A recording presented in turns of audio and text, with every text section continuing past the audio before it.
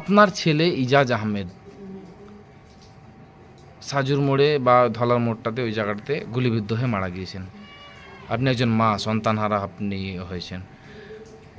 তো এই যে এই ব্যথাটা রাজ্যের প্রশাসনের কাছে বা মুখ্যমন্ত্রীর কাছে কি আবদারটা আপনি করছেন?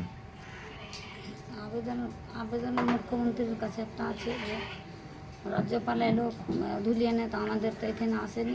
আমরা খুব দুঃখিত মানুষ। ছেলেরা খেটে আসতো, আমরা খেতাম, ছেলেরাই তো আমার সংসার চালাইতাম। ওটাই আমার আবেদন। রাজ্যপাল আসেননি আপনাদের বাড়ি? আপনারা আশা করেছিলেন যে আসবে? হ্যাঁ, বলছে সবাই যে রাজ্যপাল আসবে, তো ভেবেছিল যে রাজ্যপাল আসবে মনে হয়, ওই আমাদের বাড়ি আসেনি। আপনার তো খুব অসুবিধা হয়ে গেছে। আপনার সন্তান একমাত্র যে ইনকাম করে আসতো, কতটা সমস্যার মধ্যে পড়তে হচ্ছে আপনাদেরকে?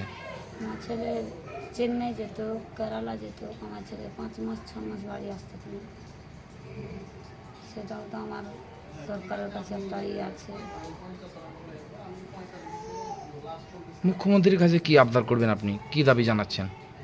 দাবি জানাচ্ছি মুখ্যমন্ত্রীর খুশি, যেটা দায় আমার ছেলের লেগে।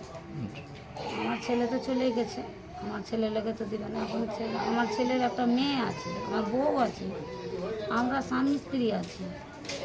আমরা কত ছেলেরাকে তো ছেলের উপরে তো কিছু আবেদন আছে আমাদের। আমার আছে, আমার মেয়ে, ছেলের মেয়েটার আছে, কি বৌমার আছে, সবাই তো আছে। ঠিক। কি নাম আপনার? তাই আবেদন। আপনি ইজাজের মা? হুম।